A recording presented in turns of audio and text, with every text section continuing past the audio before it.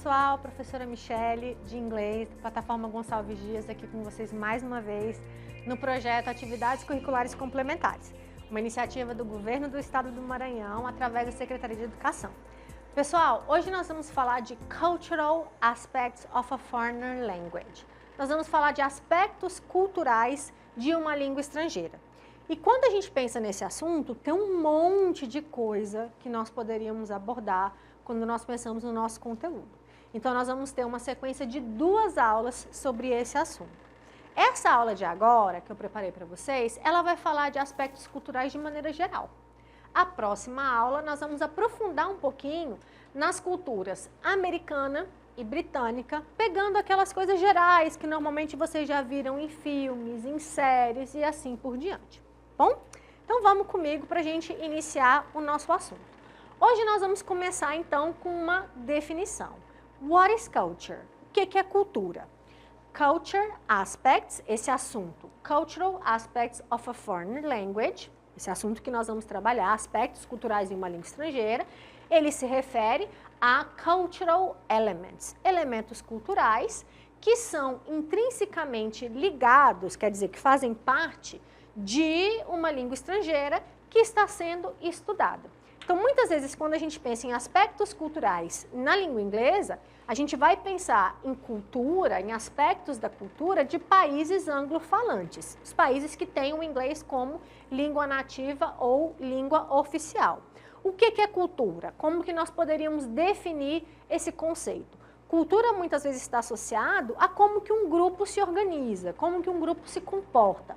Então, por exemplo, todos os aspectos que determinam a forma que esse grupo se organiza vão entrar nesses aspectos culturais. Então, por exemplo, a religião, a alimentação, as regras, as leis, a parte de datas comemorativas, música, dança, lendas, folclore, tudo isso faz parte dos aspectos culturais que compõem uma nação, um país, uma cultura de modo geral.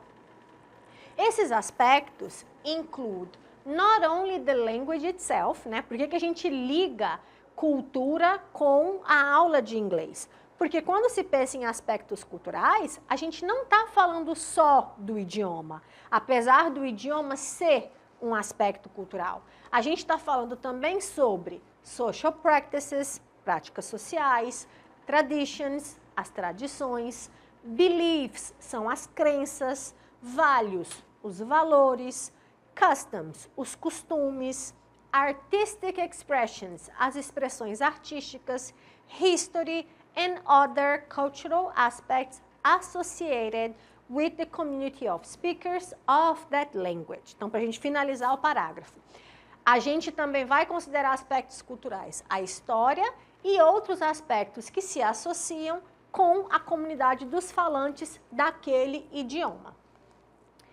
Quando se estuda, né, quando a gente faz ou trabalha a foreign language, que é o nosso caso, a gente está estudando uma língua estrangeira, não é a nossa língua nacional, o inglês, né? A nossa língua materna é a língua portuguesa. Então, o inglês e o espanhol entram como língua estrangeira porque são línguas que pertencem a outros países. Essa aprendizagem compreende understanding, entender, compreender os aspectos culturais desse idioma. E isso vai ser crítico para que a gente consiga se comunicar efetivamente e possuir um entendimento mais profundo, esse deeper quer dizer mais aprofundado, sobre uma língua. Então, por exemplo, quando você estuda verbo to be em sala, verbo to be, você vai aprender a gramática, é o verbo ser ou estar. Então, isso é a parte da estrutura linguística, é a parte da gramática daquele idioma. Verbo to be no presente, am, are, is, né? Agora, como que eu relaciono esse conteúdo com a parte cultural? Quando que eu uso o verbo to be? Quando eu me apresento, quando eu cumprimento alguém, quando eu descrevo o tempo naquele dia, quando eu pergunto as horas. Então, isso são interações sociais. Isso é a utilização de um conteúdo gramatical num processo de comunicação, a integração entre um aspecto e outro, que tem uma definição para vocês, ó, sobre essa relação entre idioma e cultura. Language is a cultural code. Um idioma, ou a língua, é um código cultural that allows us to interpret reality, que permite que nós consigamos interpretar uma realidade. É através da língua que nós fazemos isso.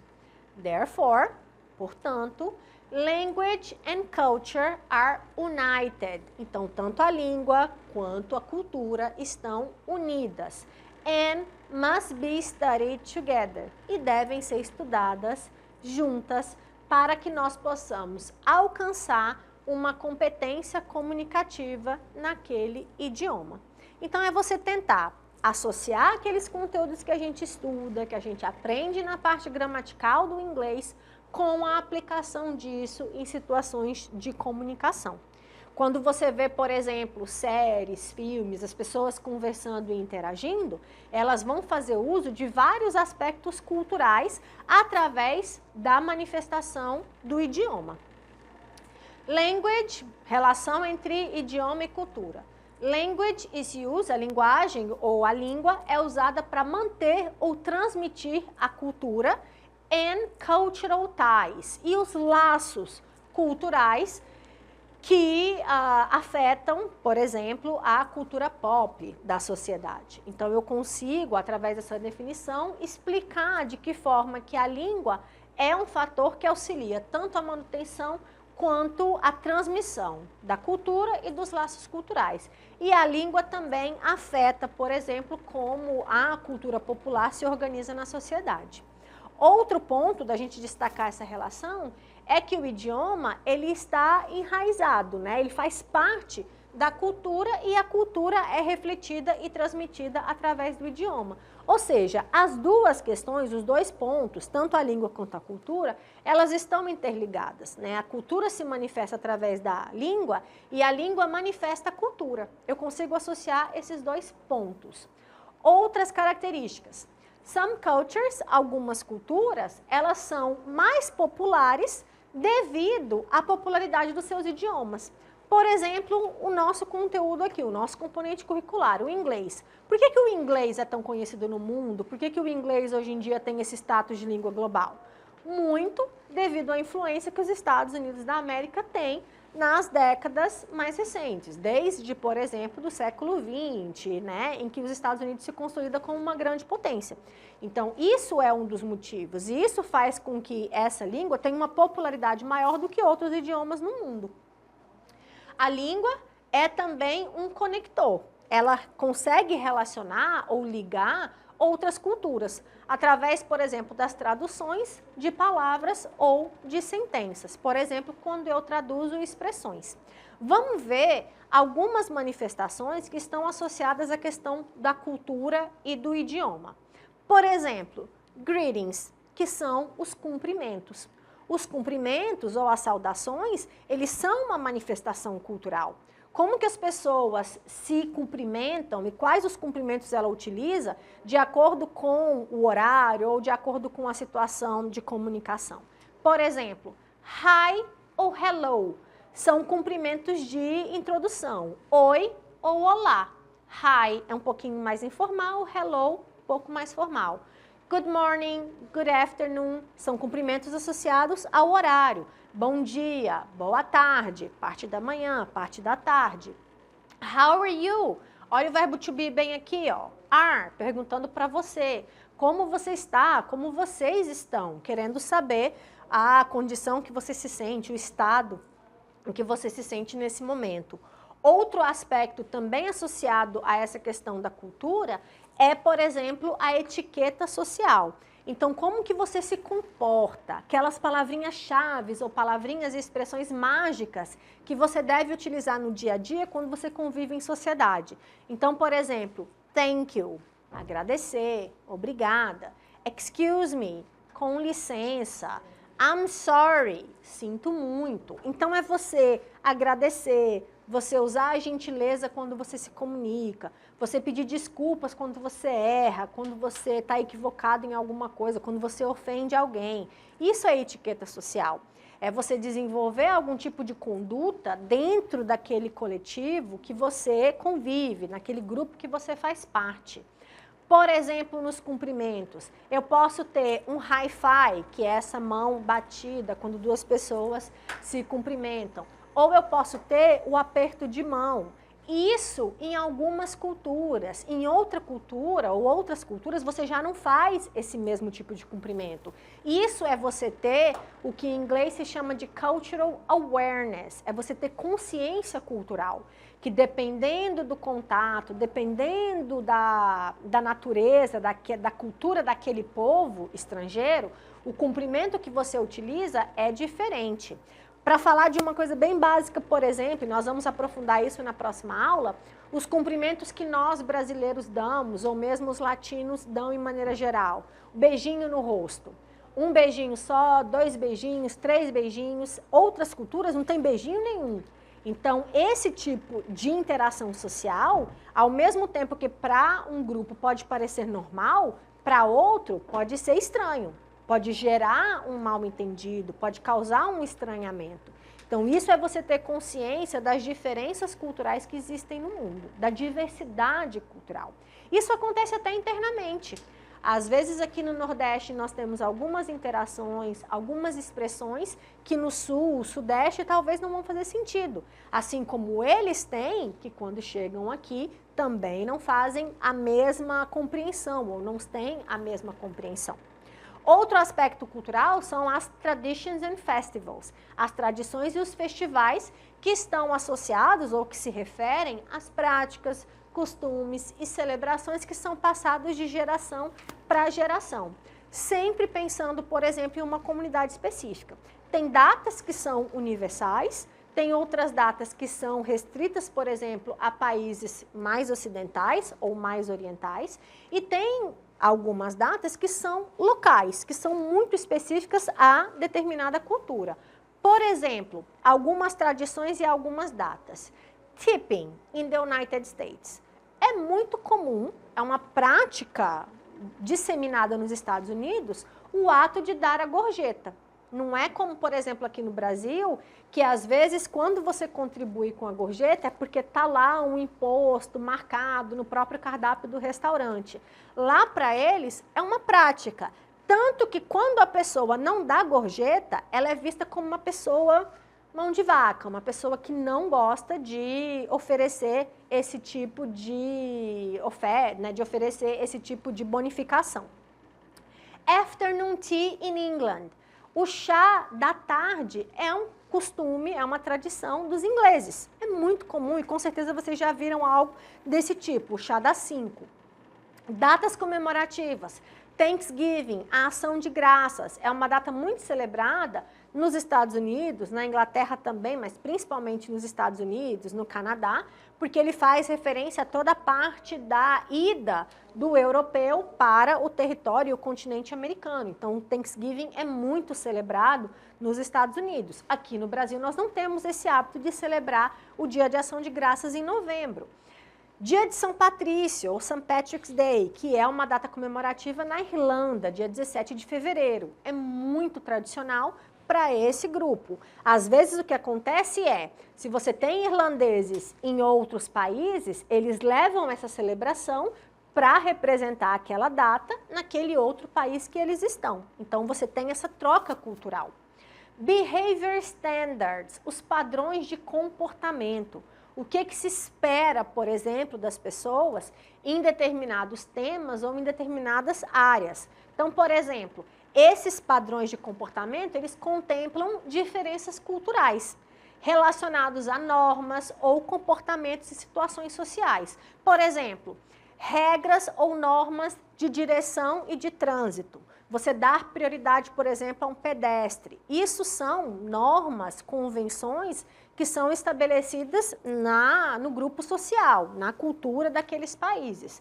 Clothing, vestimenta, que tipo de roupa é adequado. Então, por exemplo, aqui no Brasil, se você chega em uma repartição pública, você não pode entrar de regata, sem camisa, de bermuda. Então, você tem uma postura, um código de vestimenta que é associado a determinado contexto. Na educação, a mesma coisa, o uniforme na escola, o respeito ao professor, o respeito entre colegas. as pessoas que trabalham na escola, então o vigia, a merendeira, tudo isso são normas de comportamento que são implementados dentro de um contexto de interação social. E um aspecto muito interessante, que aí a gente vai conseguir ver a língua inglesa e comparar com o português, são os proverbs ou popular saying, os provérbios e os ditados populares ou os ditos populares. Isso aqui está diretamente associado à cultura de um país.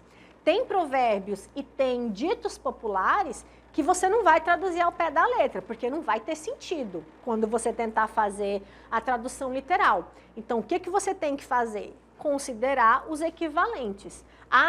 Nos Estados Unidos eles falam, em inglês eles falam assim, mas no português a gente fala de outra forma. Vou dar um exemplo para vocês. Em português, quando a gente fala de uma coisa que provavelmente não vai acontecer, a gente diz, isso vai lá para o dia de São Nunca. Isso é uma expressão que a gente entende. Em inglês, não existe Day of Saint Never. Não existe isso, que seria a tradução ao pé da letra. Qual a expressão eles usam? Eles dizem when pigs fly. Quer dizer, quando os porcos voarem, ou seja, nunca, isso vai acontecer. Quer dizer, são expressões que não têm a tradução literal. Você não usa do mesmo jeito em diferentes culturas. Bom? Esses provérbios ou os ditos populares, geralmente são expressões curtas, muito conhecidas entre uma população, que transmitem algum tipo de mensagem, como, por exemplo, uma sabedoria popular, algum tipo de moral, ou mesmo um conselho sobre a vida das pessoas. Eles são transmitidos de geração para geração e refletem tradições, valores e crenças de uma cultura específica. Então, por exemplo, quando talvez você ouviu da sua avó, não come tal coisa com tal coisa, não mistura isso com aquilo, porque isso pode te dar algum problema. Isso era uma observação que talvez o seu avô ou da sua avó tinha, porque ele recebeu de outras pessoas e foi repassando isso de geração para geração. Aqui eu trouxe alguns exemplos para vocês em inglês. Por exemplo, a penny saved is a penny earned. Ao pé da letra, um centavo que você economiza é um centavo que você ganha. Então, isso eu estou traduzindo ao pé da letra, mas lembrando que em português nós temos as nossas versões. Outro exemplo, actions speak louder than words. As ações falam mais alto do que as palavras. A gente também diz isso em língua portuguesa. Better late than never. Melhor, a gente em português diria antes tarde do que nunca, né? Em inglês é melhor tarde do que nunca. Então, também fazendo essa ideia de, né, ainda bem que teve, ainda bem que aconteceu. Every cloud has a silver lining. Toda nuvem tem algo de positivo. Então, mesmo quando você vive uma adversidade, tenta olhar o ponto positivo disso. Don't put all your eggs in one basket. Não coloca todos os seus ovos em uma única cesta. Então, isso é um conselho para você não apostar todas as suas, a gente tinha um termo fichas, não apostar todas ou não fazer todas as suas apostas em um único ponto, em uma única questão, porque se você perder, você perde tudo. Então, a analogia com os ovos é isso, você coloca todos os ovos numa cesta só e essa cesta cai, você fica sem. Bom? Questão, vamos analisar um pouquinho esses aspectos culturais dentro de alguns exercícios, algumas atividades. Qual é um costume comum em países de língua inglesa durante as refeições? Então, vamos ver se vocês lembram. Usar pauzinhos, dizer bon appétit, dar gorjeta ao servidor, retirar os sapatos antes de entrar na área do jantar ou comer com as mãos. Então, olha aqui que eu tenho alguns hábitos, algumas representações que são, por exemplo, vividas por outras culturas que não sejam de países em inglês. Dentre essas alternativas, qual seria a resposta? Dar gorjeta. Lembra que eu falei para vocês, no caso lá dos Estados Unidos, que esse hábito de você dar a gorjeta é comum entre eles? Com certeza nos filmes e nas séries vocês já viram isso. Qual dos seguintes feriados é comumente comemorado em muitos países ocidentais de língua inglesa? O Diwali, o Ramadã, Hanukkah, o Ano Novo Chinês ou o Natal? O que vocês acham? Com base no conhecimento prévio que vocês têm. É o Natal, uma data comemorativa celebrada em vários países do Ocidente. Aqui eu tenho um fragmento falando sobre Australia, que seria a Austrália, e a pergunta é, considerando as informações apresentadas, qual é o foco principal do texto? Cozinha tradicional americana, práticas culinárias em ambientes fechados, eventos sociais na Austrália, festivais culturais brasileiros ou atividades diárias na Austrália. Como vocês já viram que o texto fala da Austrália, eu fico entre a letra C ou a letra E. Então vamos analisar o texto. In Australia, na Austrália, the tradition of barbecue, or Barbie, is deeply ingrained in the culture. Então eles estão falando da tradição dos churrasco. Barbecue é churrasco em inglês. Barbie ali não é a Barbie, tá?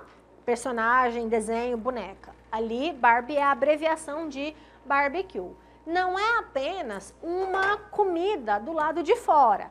É um evento social, social event, where friends and families gather. Então, onde você tem a união entre amigos e familiares. Ou seja, o texto, o foco principal é falar dos churrascos como um evento social na Austrália. Outro exemplo, aqui eu tenho um cartoon, e olha que esse cartoon, ele traz uma temática bem conhecida e bem curiosa, porque ele mistura a cultura ele traz a cultura através do esporte. Considerando os elementos verbais e não verbais apresentados no cartoon, podemos afirmar que o conteúdo retrata. Então, o que o elemento visual nos chama a atenção? Eu tenho dois times, né? Esses dois times, eles estão uniformizados de forma diferente, eles têm um instrumento diferente, olha que os de cá tem capacete, tem a bola oval, aqui não tem capacete e tem uma bola de futebol tradicionalmente conhecida aqui no Brasil. E o que o elemento verbal diz? World Football Tournament. É um torneio de futebol. E aí eu tenho a equipe dos Estados Unidos e a equipe da Inglaterra. O que você percebe de diferença, então? Quando se fala futebol, no inglês americano e no inglês britânico, tem dois nomes diferentes. Futebol, para os britânicos, é o futebol com pé. É o futebol que a gente pratica aqui, por exemplo, no Brasil. Futebol, com esse termo, nos Estados Unidos, é o futebol americano. O futebol da bola oval, que eles jogam com a mão. Então, se ele quer falar futebol com pé, para os americanos, seria soccer. Então, aquele cartoon, ele representa as diferentes interpretações da palavra futebol, no inglês americano e no inglês britânico ou inglês da Inglaterra. E o nosso último texto traz o fragmento de um poema e a pergunta é, esse poema trata de diversidade cultural que foi encontrada em uma grande cidade, melting pot, que seria um caldeirão, tá? Um pote em ebulição.